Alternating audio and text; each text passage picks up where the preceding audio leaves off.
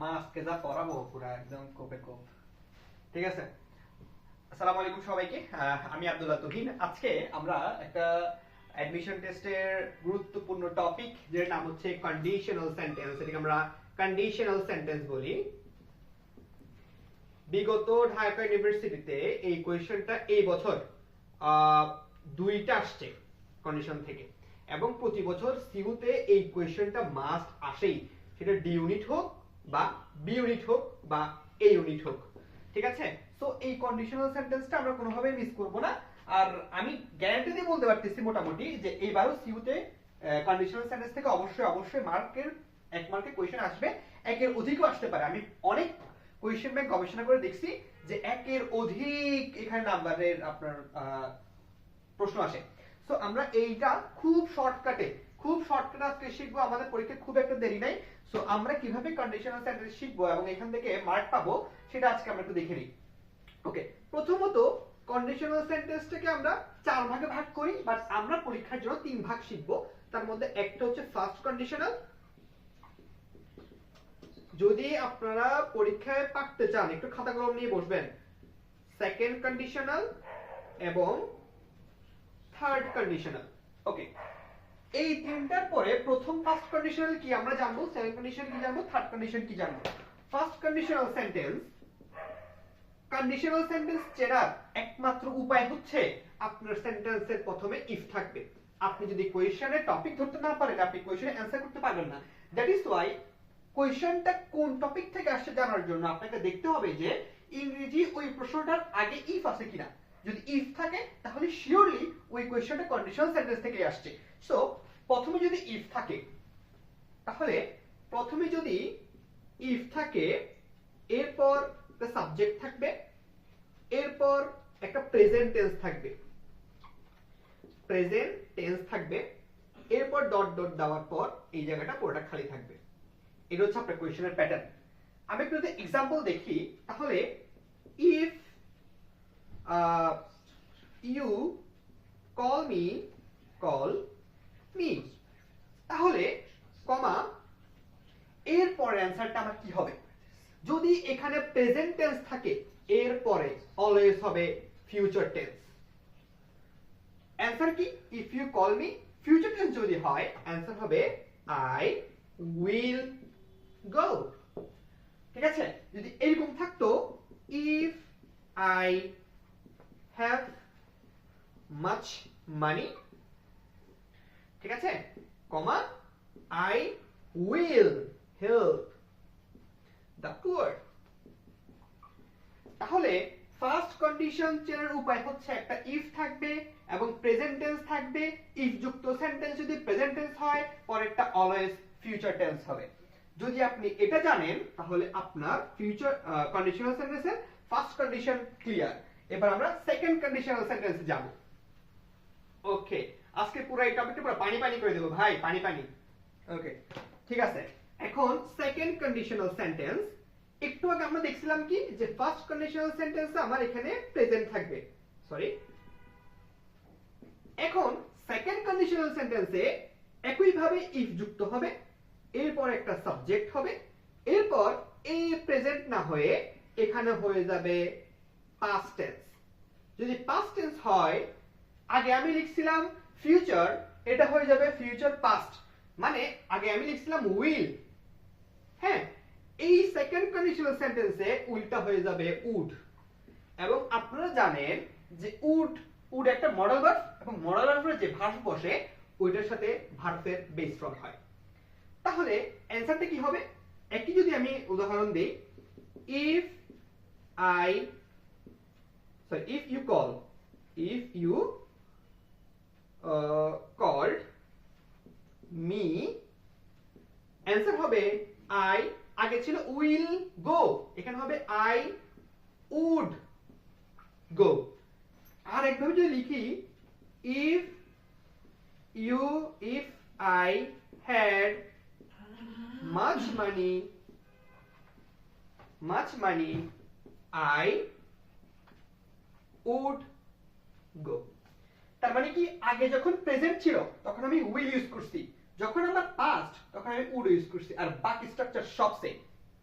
এখন পরীক্ষায় বেশিরভাগ কোয়েশ্চেন আসে থার্ড কন্ডিশনাল থেকে, এবং এইটা যদি আপনি জানতে পারেন তাহলে আপনি সিইউ বলেন, আরই বলেন, জেএসটি বলেন, আপনার জীবনে যত রকম প্রতিযোগিতামূলক পরীক্ষা আছে ভাই, আপনি প্রতিযোগিতামূলক পরীক্ষায় একদম টপ নচ নাম্বার পাই যাবেন।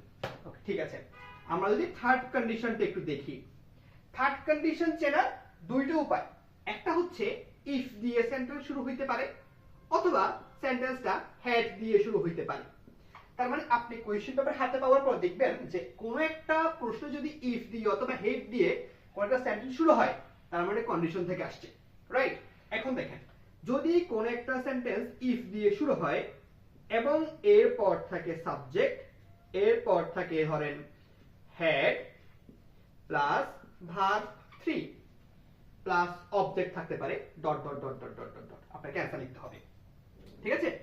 তাহলে অথবা থাকতে পারে had plus subject plus verb 3 plus dot dot dot dot dot object, যে কোনো কিছুই আপনার থাকতে পারে।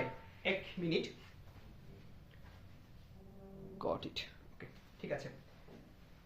ওকে, দেখেন, তাহলে আপনার এইটা যদি আপনি স্ট্রাকচার জানেন, তাহলে যদি ইফ যুক্ত সেন্টেন্সে সাবজেক্ট এরপর হেড প্লাস ভার্ব 3 যখন আপনি দেখছেন, এরপর আপনি বসাবেন সাবজেক্ট প্লাস উড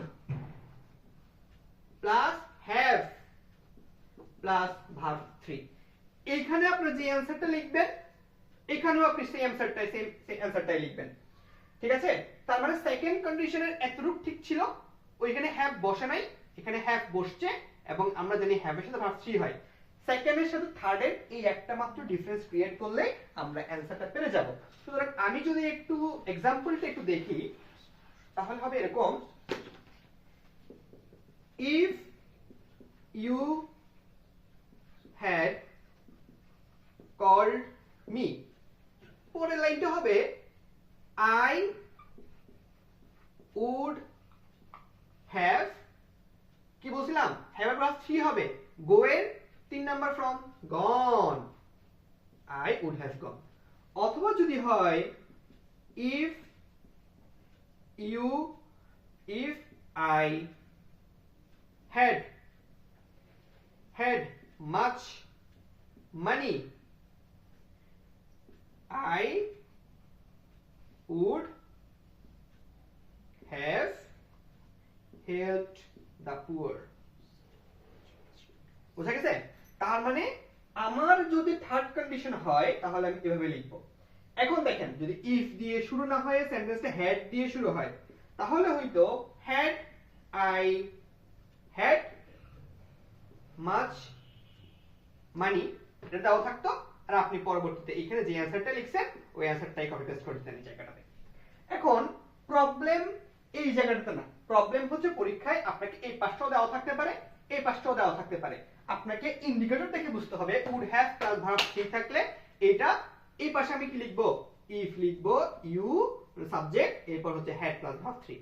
একইভাবে এই পাশে দেওয়া থাকলে আমি এটা অ্যানসার করব। তাহলে আমি আশা করি আপনাদেরকে ফার্স্ট কন্ডিশন, সেকেন্ড কন্ডিশন এবং থার্ড কন্ডিশন খুব ভালো করে বোঝাইতে পারছি। তাহলে আমি যদি একটা টেস্ট নিই আপনাদের কাছ থেকে, আপনারা যেগুলো চিন্তা করেন, যে আমি যদি বলি if I had a camera, আপনি এখানে কি লিখবেন? ম্যাক্সিমাম মানুষ হ্যাড দেখে বলবে হ্যাঁ ভাইয়া তো বলছিল হ্যাড থাকলে থার্ড কন্ডিশন। ভাই আমি তো এটাও বলছি যে হ্যাড এর পর ভার্ব 3 থাকতে হবে, তাহলে থার্ড কন্ডিশন। যেহেতু এখানে ভার্ব 3 নাই, এটা ভাই চোখ বন্ধ করে একটা সেকেন্ড কন্ডিশন, এবং সেকেন্ড কন্ডিশনের রুলস হচ্ছে if I had camera I would take picture. তাহলে বোঝা গেছে, হ্যাড মানেই আমাকে থার্ড কন্ডিশন চিন্তা করা ভাই যাবে না, যাবে না, যাবে না। আপনি দেখবেন হ্যাড এর পরে ভার্ব 3 আছে কিনা, যদি থাকে তাহলে আপনি উড হ্যাভ লিখবেন, would have taken some pictures. ঠিক আছে? এটা হচ্ছে আমাদের কন্ডিশন নিয়ে পুরো একটা ক্লাস। আমি আশা করি এই ক্লাসটা যদি আপনারা দুইবার দেখেন অন্তত পক্ষে, যদি একবারে না বোঝেন তাহলে আপনাদের কাছে এই টপিকটা সবথেকে বেশি ক্ল্যারিফাই হবে এবং ক্লিয়ার হয়ে যাবে। এবং আমি শিওর, ঠিক আছে, যে আপনাদের পরবর্তী যত করে আপনি ভর্তি পরীক্ষা দেন, অ্যাডমিশন দেন, আপনি চাকরি পরীক্ষা দেন, এখানে আপনার কন্ডিশন থেকে আপনার 1 অথবা 1 এর অধিক মার্ক আপনি কমন পাবেন। ঠিক আছে? আপনারা যদি এরকম আরো অনেক ভিডিও চান তাহলে আমাকে কমেন্টে জানাবেন। আর সিউর ডি ইউনিটের জন্য আমি একটা সাজেশন তৈরি করছি, আগামী 5 দিন আপনি কিভাবে পড়বেন ওই সাজেশনটা যদি আপনি চান, রুটিনটা যদি আপনি চান, তাহলে আপনি আমাকে কমেন্টে জানাবেন, আমি আপনাকে ইনবক্সে এটা সেন্ড করে দিব। ঠিক আছে? ওকে, আর আপনাদের সবার জন্য শুভকামনা, আপনার পরবর্তী পরীক্ষাগুলো অনেক অনেক ভালো হোক। আপনারা নিজেদেরকে যেখানে দেখতে চান সেখানে আপনারা যাওয়ার জন্য প্রস্তুতি নেন। ঠিক আছে?